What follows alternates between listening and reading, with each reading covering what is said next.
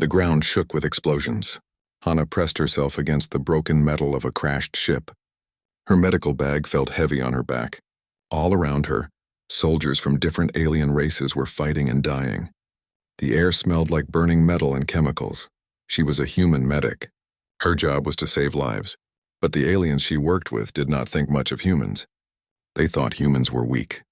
They thought human bodies broke too easily. They did not understand why Earth sent medical workers to this war. The war was between the Galactic Coalition and an enemy called the Vrexian Swarm. The Coalition had many powerful alien species. There were the Keltherans, who looked like giant insects with purple armor. There were the Vextar, who were made of living crystal. There were the Kurel, who came from water worlds and had see-through skin. Before the battle started, a Keltheran commander named Ixthor had spoken to Hana. His voice was harsh and clicking. He told her that humans were too fragile for war. He said she should stay far behind the fighting where it was safe. He said real warriors did not need help from weak creatures like humans. But war does not follow plans.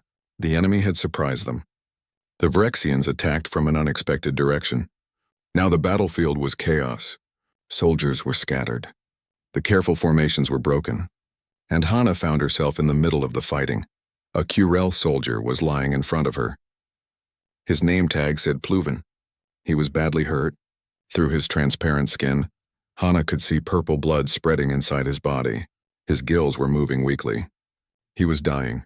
The Coalition had medical rules. They called it triage. When there were too many wounded soldiers and not enough medics, you had to choose who to save. Pluven was Category 3.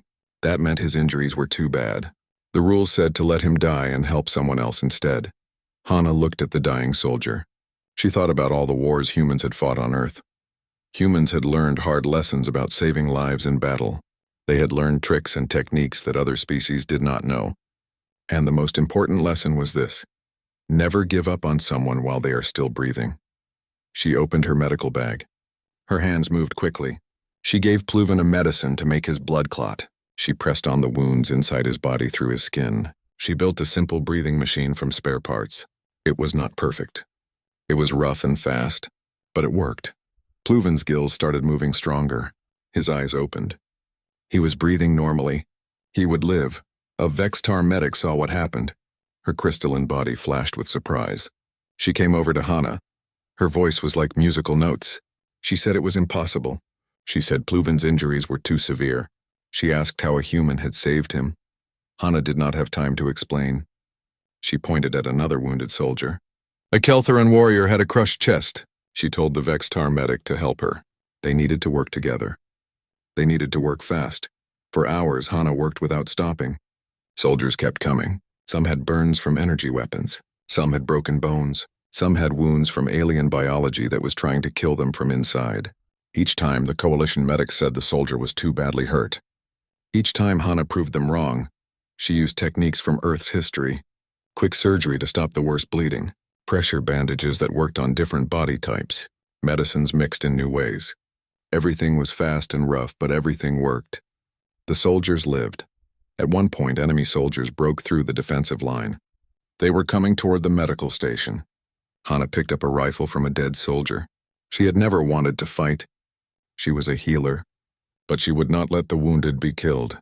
She fired at the enemy. Her shots were accurate. She had trained for this even though she hoped she would never need to use a weapon. Several enemy soldiers fell. Other Coalition soldiers arrived to help.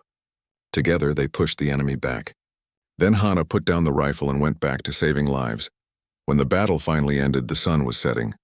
Hana was covered in blood from a dozen different species. Her hands were shaking from exhaustion. She had treated 47 wounded soldiers. 39 of them had survived. 15 of those would have died if she had followed the Coalition's medical rules. Commander Ixthor walked up to her. His purple armor was cracked and scorched. His clicking voice was quieter than before. He said he had watched her save squad leader Kethral. He said Kethral's wounds should have killed him. But now Kethral was walking and talking. The commander wanted to know how this was possible. How could such a fragile species do what stronger species could not? Hana looked up at the towering alien warrior. Her voice was tired but steady. She told him that humans learned to heal because humans learned to hurt. Earth had thousands of years of terrible wars. Humans killed each other with every weapon they could invent, so they also learned to save each other from every kind of wound. What the commander called weakness, humans called motivation. When your body is fragile, you learn to be very, very good at fixing it. The commander was silent for a long moment. Then he did something Hana had never seen a Keltheran do. He bowed his head to her. It was a gesture of deep respect. He said that perhaps the coalition had been wrong about humans. Perhaps there was more to strength than thick armor and powerful weapons. That night, Hana sat alone outside the medical tent. She was too tired to sleep. She thought about all the soldiers she had saved. She thought about the ones she could not save. She wondered if the coalition would let her teach other medics what she knew. So many lives could be saved if they learned human medicine. She did not know it yet, but word of her actions was already spreading.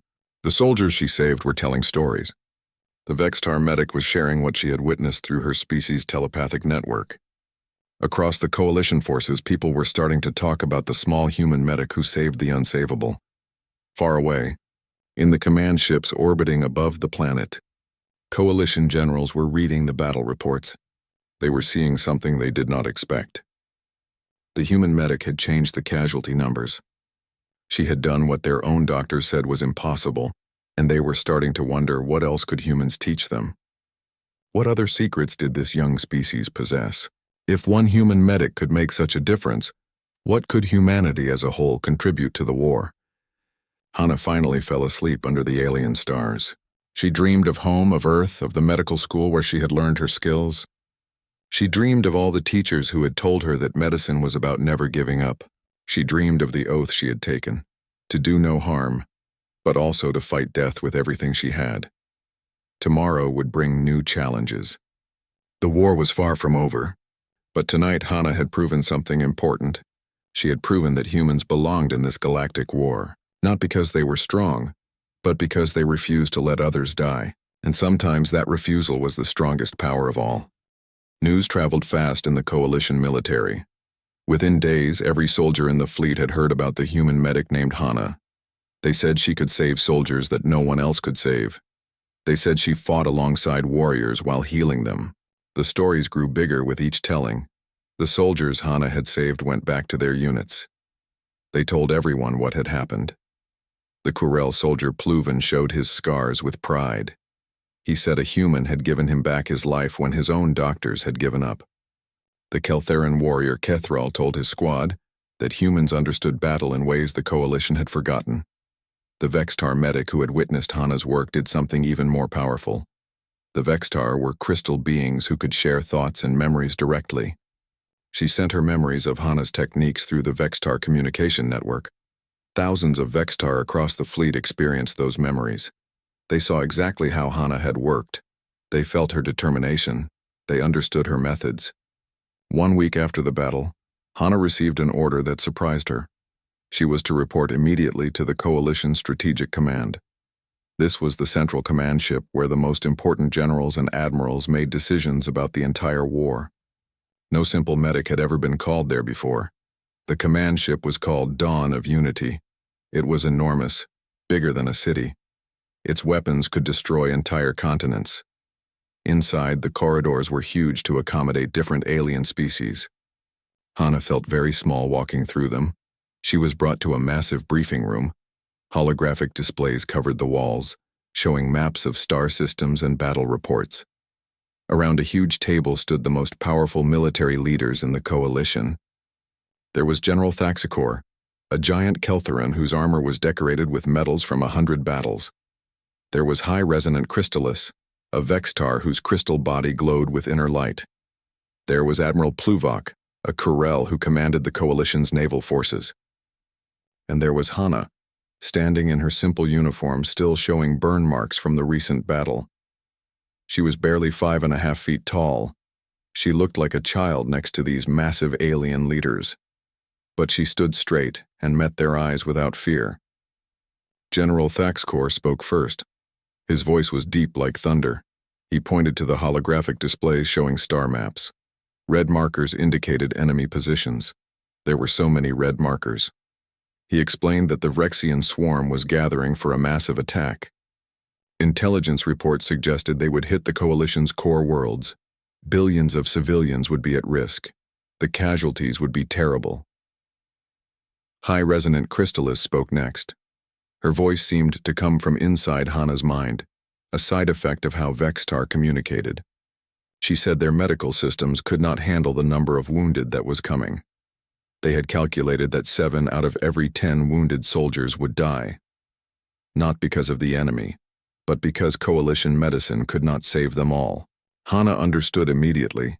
They were talking about triage on a massive scale. They would have to let thousands of soldiers die because they did not have enough medics, enough supplies, enough knowledge to save everyone. The coalition was preparing to make terrible choices. Admiral Pluvok looked at Hana with his large, dark eyes.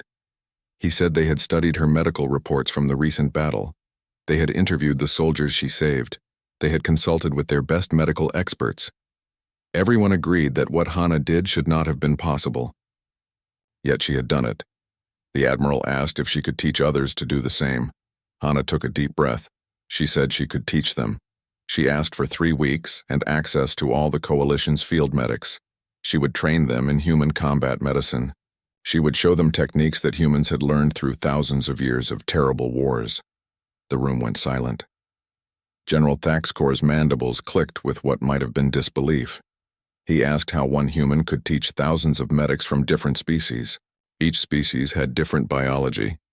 Each had their own medical traditions going back thousands of years.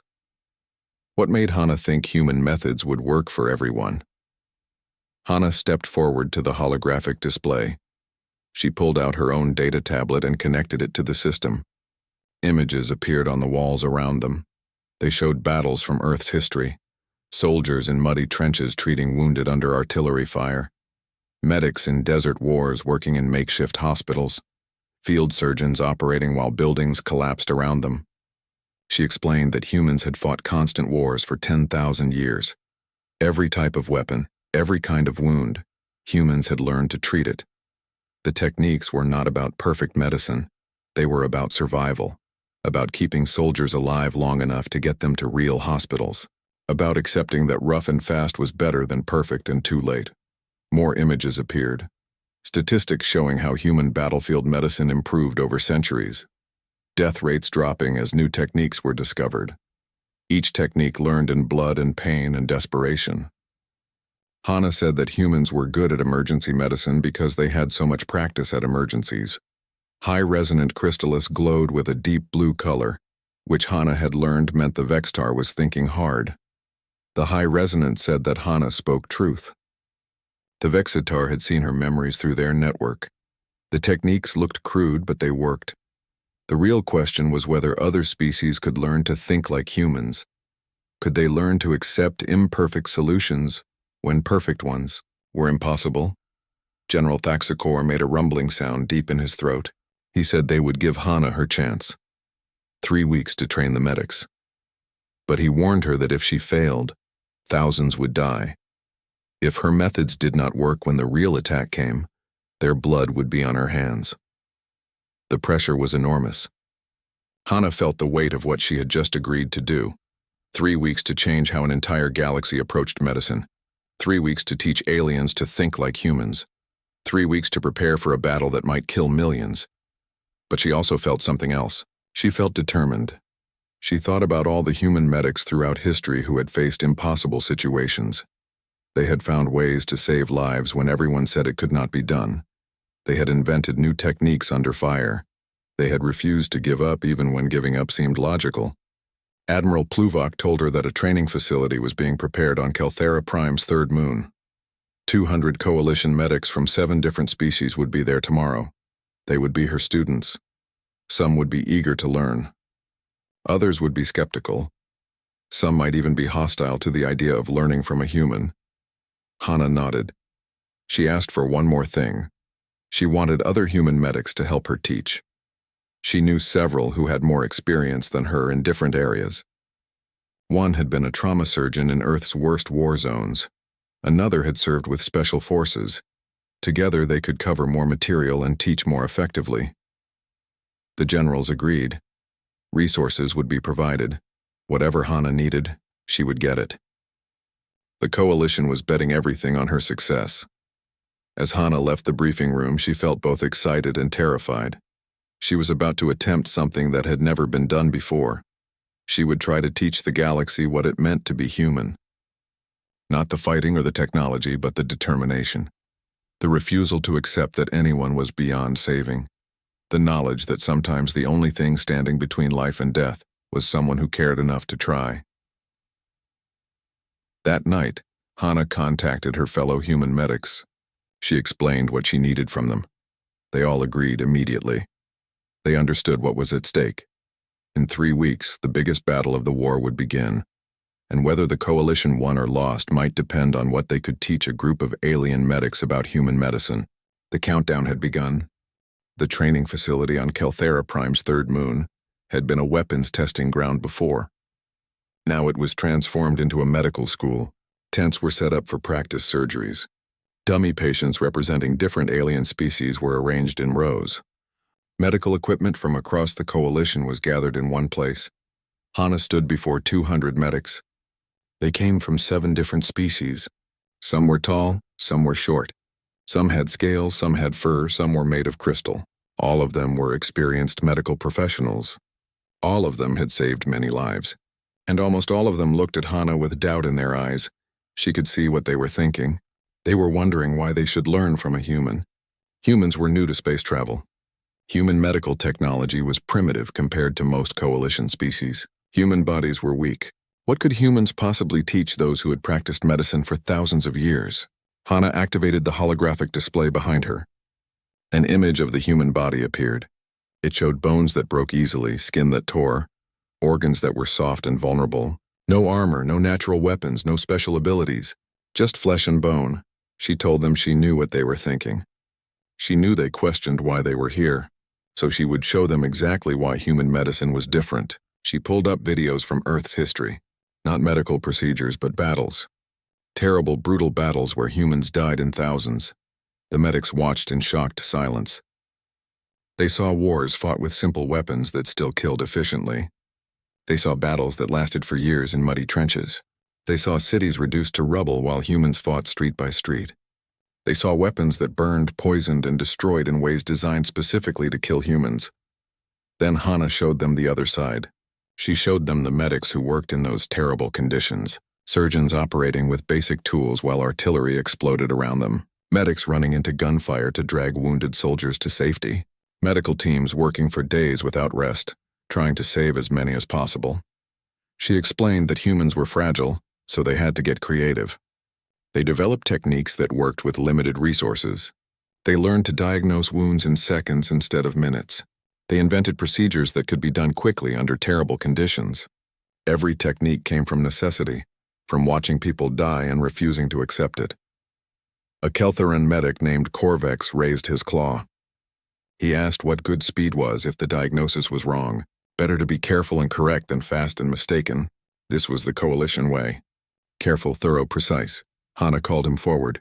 She set up a simulation with 3 wounded dummy patients. All 3 were critically injured. By coalition protocols, he could only save one if he worked carefully. She told him to choose which one would live. Corvex studied the patients carefully. He chose the one with the best chance of survival. He began working with precise, practiced movements. Hana let him work for 5 minutes. Then she stopped the simulation. In that time, he had stabilized 1 patient. The other 2 had died. Now Hana reset the simulation. Same 3 patients, same critical injuries. But this time she demonstrated the human way. Quick assessment, rapid intervention on all 3, rough stabilization, accepting imperfect solutions. In 5 minutes, all 3 patients were stable enough to survive until they reached a hospital. None received perfect care, but all would live. The room was quiet. Corvex stared at the results. Hana explained the key difference. Coalition medicine aimed for perfection. Human medicine aimed for survival. When resources were limited and time was short, survival was better than perfection. Over the next days, Hana and her team pushed the coalition medics hard. They taught them about the golden hour, that critical 60 minutes where fast action saved lives. They showed them tourniquet techniques that could be adapted for different alien bodies. They demonstrated damage control surgery, where the goal was not to fix everything but to stop the dying process. Hana brought in other human instructors. There was Borum, who had been a trauma surgeon during Earth's resource wars. He taught about treating mass casualties when hospitals were overwhelmed. He showed them how to triage hundreds of patients in minutes, making quick decisions about who needed help most urgently. There was Ji Woo, a former Special Forces medic. She taught them how to work under fire, how to perform surgery while wearing armor, how to treat wounds while being shot at, how to drag wounded soldiers to safety while carrying full medical gear. The coalition medics had never trained for this. They usually worked far behind the lines. There was Tai Hyun, who specialized in emergency medicine. He taught them to recognize the signs of shock in different species, how to keep someone alive when their body was failing, how to improvise when proper equipment was not available, how to make do with whatever was at hand. The coalition medics struggled at first. Everything seemed wrong to them. Human medicine was messy, rushed, imperfect. It violated principles they had learned over years of training. It felt like they were doing bad medicine even when they could see it worked. But slowly, understanding began to dawn. They started to see the logic behind the chaos. They realized that human medicine was not careless. It was calculated. Every shortcut had a reason. Every rough technique had been tested in real battles. Humans had learned these lessons the hard way by watching what worked and what did not. Corvex, the Keltheran medic, became one of the best students. He threw himself into learning with fierce determination. He told Hana that he finally understood. Coalition medicine assumed there would always be enough time and resources. Human medicine assumed there would never be enough of either. That difference changed everything. A Vextar medic named Shayless had an important insight. She said that human medicine was about accepting reality. The reality that war was chaos. The reality that perfect care was impossible under fire. The reality that good enough right now was better than perfect too late. This was wisdom her species had never needed to learn because they rarely fought desperate wars. By the end of the third week, the transformation was remarkable. The coalition medics moved with new confidence. They made decisions quickly. They adapted human techniques to their own species' biology. They ran through scenarios that would have been impossible under their old methods, and now they succeeded. On the final day, High Resonant Crystallis came to observe. She watched as the medics went through a massive casualty simulation, hundreds of wounded, failing equipment, constant simulated combat. The medics worked through it all with efficiency that would have been impossible 3 weeks earlier. The High Resonant glowed with deep gold light, a sign of profound understanding in Vextar culture. She told Hana that something remarkable had happened. The human had not just taught new techniques. She had taught a new way of thinking. She had shown them that survival sometimes required accepting imperfection. General Thack's Corps was also present. He announced that the Vrexian attack would begin in 3 days. The coalition forces would face their greatest test. The medics would have their chance to prove that these new methods worked in real combat. Everyone in the room understood the stakes. Thousands of lives depended on what they had learned. That evening, Hana stood alone watching the sunset over the training facility. She felt proud of what the medics had accomplished. But she also felt worried. Training and real combat were different things. She needed to be there when the battle started. She needed to see if her teaching would truly save lives. She made a decision.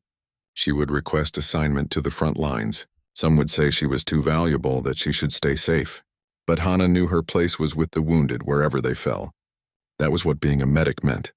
Not staying safe while others bled, but being there when they needed you most. The Vrexian attack came like a storm of metal and fire. Intelligence had predicted 50,000 enemy ships. The actual number was over 200,000. The coalition forces were overwhelmed. From the first moment, Hana was in a Keltheran transport ship as it plunged through the atmosphere of Helion 3. The planet was home to 20 million coalition civilians who lived in underground cities. If the planet fell, they would all die. The transport shook violently as enemy fire exploded around it. Hana gripped her medical bag tightly and prayed they would reach the ground alive. With her was Dae-jung, another human medic, and a squad of mixed coalition soldiers. They were being dropped into a crystal forest on the northern continent. Their mission was simple: set up a field hospital and save as many wounded as possible. They had 30 minutes before casualties would start arriving. The transport crashed through the crystal trees and hit the ground hard. Everyone stumbled out, weapons ready, looking for enemies. But this area was still secure, for now. In the distance, they could hear the sounds of battle growing closer. Hana and Daejung worked quickly to set up the medical station. Surgical tables made from cargo containers. Medical supplies arranged for quick access. Triage areas marked with colored flags. Everything the humans had taught the Coalition medics was put into practice here. The first wounded arrived before they were fully ready. These were the walking wounded, soldiers who could still move on their own or be carried by their friends. Hana and the Coalition medics processed them quickly using the new triage protocols. Fast assessment, rapid treatment, send them to the rear. Within minutes, dozens were stabilized and moving toward safety. Then the seriously wounded began arriving. A Corel soldier with burns covering half his body, a Vextar whose crystal structure was shattered in multiple places, a Keltheran warrior with a hole through her chest from an energy weapon. These were the cases that would have been written off under the old system. Too badly hurt, too few resources, let them die and save others. But the Coalition medics did not write them off. They used what Hana had taught them.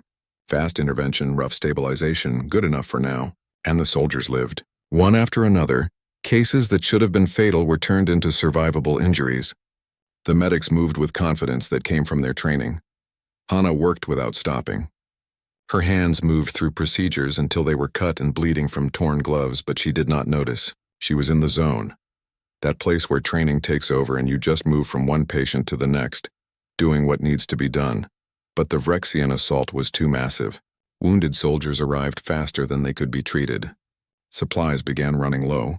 Equipment broke down from constant use. The crystal forest around them caught fire from energy weapons. Smoke filled the air, making it hard to breathe and see. After 18 hours of continuous work, Daejung collapsed from exhaustion. He had pushed himself too far and his body simply gave out. Other medics were also reaching their limits. But Hana kept going. She could not stop. There were too many wounded, too many who needed her. On the third day of battle, disaster struck. The Vrexian forces broke through the defensive line. Enemy soldiers, horrible creatures of biological armor and hatred, came charging toward the medical station. There were hundreds of them. Most of the guards had been called away to reinforce other positions. Only a few soldiers remained to protect the wounded.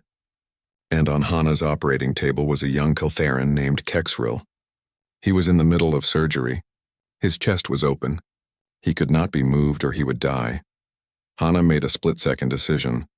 She grabbed a plasma rifle from a fallen guard. She had trained for this possibility. Though she had hoped never to face it. She was a healer, not a fighter. But sometimes healing meant fighting to protect those who could not protect themselves. The first Vrexian warrior burst into the medical tent. Hana shot it. The creature fell. Another came through. She shot it too. She moved between positions using every bit of cover, making every shot count.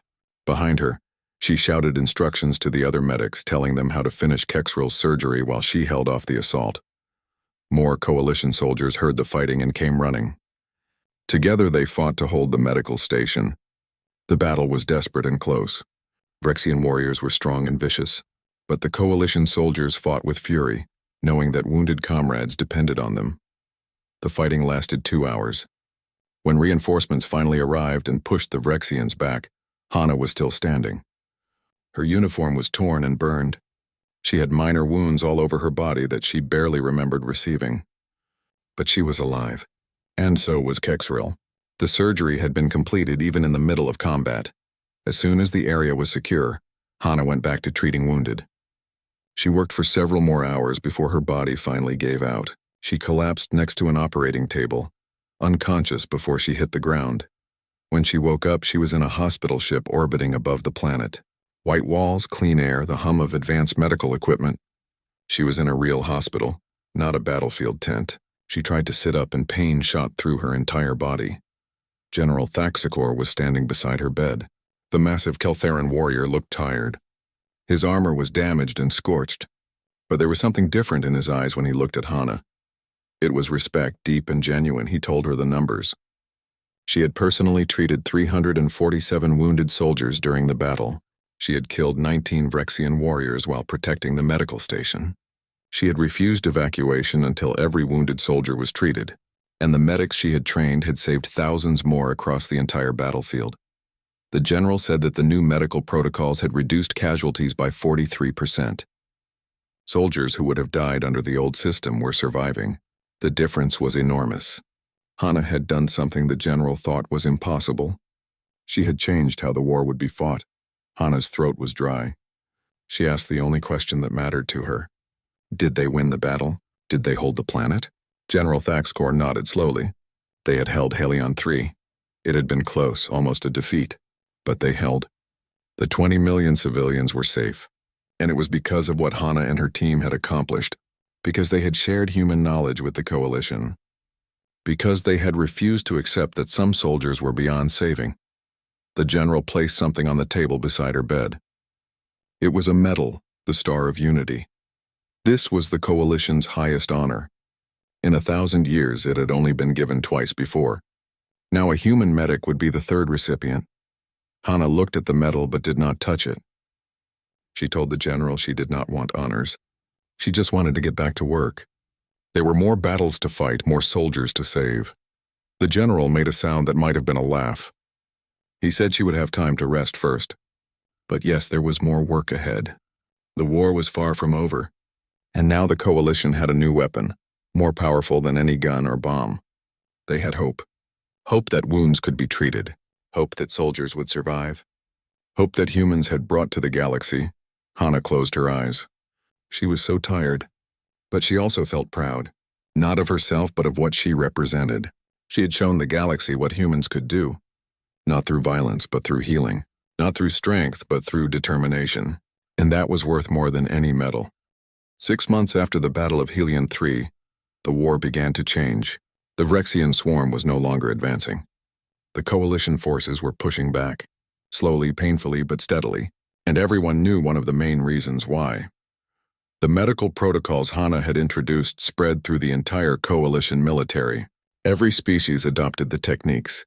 Medical academies across 1,000 worlds began teaching human trauma medicine alongside traditional methods. The casualty rates dropped dramatically. Soldiers who would have died now survived, and that changed everything. Morale improved across the coalition forces. Soldiers fought harder, knowing they had a real chance of surviving their wounds. They knew that if they were injured, medics trained in the new methods would fight to save them. That knowledge made them brave. It made them willing to take risks that won battles. Hana herself had been promoted to captain. She wore the Star of Unity on her uniform, though she still felt uncomfortable with the honor. She had been offered command positions, safe assignments far from the fighting. Important people wanted her to become an administrator or a teacher at a major academy, but she refused every offer. She remained at the front lines. She trained new medics, developed improved protocols, and personally led medical teams into the most dangerous combat zones. She could not stay safe while others bled. That was not who she was. She was a field medic and her place was with the wounded, but something else had changed too. Hana had become a symbol. Her face appeared on recruitment posters across the coalition. The caption read, "Small species, big impact." Young people from dozens of worlds joined the medical corps because of her example. They wanted to save lives like she did. Stories about her spread far beyond the military. Civilians on worlds that had been saved told their children about the human healer who never gave up. Artists created paintings and songs about her. Historians began writing about her impact on the war. She had become a legend while still living. One evening, Hana sat with her closest friends at Coalition military headquarters. Daejung had recovered from his exhaustion and was now her second in command. Borum directed the Coalition's medical research division, developing new techniques based on human principles. Jiwoo trained special operations medics who worked in the most dangerous situations. They watched the sunset over Kelthera Prime and shared a bottle of human whiskey. The drink had become surprisingly popular among Coalition officers. They said it reminded them of the fierce spirit humans brought to everything they did. Jiwoo smiled and said they were calling Hana a legend now. The human who taught the galaxy to heal, the small medic who changed how an entire civilization approached medicine. It sounded like something from a story, not real life. Hana laughed quietly. She said she had just shown them what humans already knew. Medicine was not about having the best technology or the most advanced biology. It was about refusing to let people die when you could do something about it. It was about determination, not equipment. Borum added that Hana had changed how aliens saw humans. Before, they respected human military abilities. Humans were good fighters, but they did not truly understand humans until Hana showed them that human compassion was just as fierce as human combat skills. That healing could be as powerful as any weapon. Daejung raised his glass. He proposed a toast to the most dangerous healer in the galaxy. They all drank, enjoying a rare moment of peace and friendship in the middle of a war. Their moment was interrupted by a Vextar messenger. Her crystalline body pulsed with urgent orange light. She said there had been a breakthrough at the Cygnus front. The Vrexians had launched a surprise attack. There were heavy casualties. The field commanders were requesting Hana specifically. Hana put down her drink and stood up. She asked how many wounded there were. The messenger said hundreds at least, possibly thousands by the time Hana's team could arrive. It was a disaster that needed the best medics the coalition had. Hana looked at her team. She asked if they were coming. They all stood up immediately. Within an hour, they were aboard a fast transport ship racing toward another battlefield. Another chance to save lives. Another opportunity to prove that humans were more than their reputation as warriors. As the ship jumped to faster-than-light speed, Hana looked out at the stars. She thought about how far she had come, from a simple corporal that aliens dismissed, to a captain that the entire coalition respected, from someone told to stay in the rear, to someone requested by name at the worst battles. But she knew her real achievement was not personal glory. It was the knowledge she had shared. The techniques that were saving thousands of lives across the galaxy. The change in thinking that made soldiers believe they could survive. That was her legacy. That was what mattered. In the centuries that followed after the coalition finally won the war against the Vrexian swarm, historians would write many books about how it happened. They would discuss brilliant strategies, technological breakthroughs, and heroic sacrifices.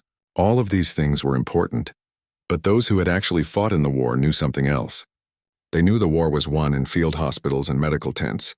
It was won in the seconds and minutes stolen from death. It was won by medics who refused to accept that anyone was beyond saving. It was won by the knowledge that one determined human had shared with the galaxy. Universities established programs named after her. The Hana protocols became standard medical practice across hundreds of worlds. Young medics studied her methods and tried to embody her spirit. She became the example that every medical student learned about, the proof that one person could change everything. But Captain Hana never sought to become a legend. She simply did what all good healers do. She looked at the wounded and the dying. She looked at the ones everyone else had given up on. And she said the words that became her motto, the words that defined her entire career. Not on my watch. Those 4 simple words captured everything about human medicine. They spoke of determination and refusal to quit. They spoke of taking personal responsibility for every life. They spoke of fighting death with the same intensity that others fought enemies. The galaxy learned many things from humanity joining the coalition. They learned about human military tactics and determination in combat. They learned about human technology and innovation. But perhaps the most important lesson was about human compassion, about the fierce, stubborn refusal to let others die. Years later, when asked about her greatest achievement, Hana always gave the same answer. It was not the medal or the rank or the fame. It was the soldiers who walked away from battles they should not have survived. It was the families who got to see their loved ones again. It was every life saved by medics using the techniques she taught. She remained a field medic until the end of the war. She trained thousands of others. She developed new protocols that pushed the boundaries of what was possible. She personally saved more lives than anyone could count. And she inspired a generation to believe that healing was just as important as fighting. When the war finally ended, when the last Vrexian ship was defeated and peace returned to the galaxy, there were celebrations on every world. But in the medical tents, the field hospitals, and the trauma centers, the medics raised their glasses to one person above all others, to Captain Hana, the human who taught them that fragility could be strength. That determination could overcome any obstacle. That one person who cared enough could change the fate of billions. To the medic who became a legend not through violence but through the simple, powerful act of refusing to let people die, And somewhere, on a quiet world where she had finally retired, Hana smiled. Because she knew the truth. She was not special. She had just done what humans had always done. She had looked at an impossible situation and decided it was not impossible after all. She had seen people who needed help and given it without hesitation. She had refused to accept defeat. That was the real lesson humans taught the galaxy. Not about medicine or tactics or technology, but about the power of simply refusing to give up. About fighting for every life with everything you have. About being small but fierce, fragile but determined, human but extraordinary. And that lesson would echo across the stars for generations to come.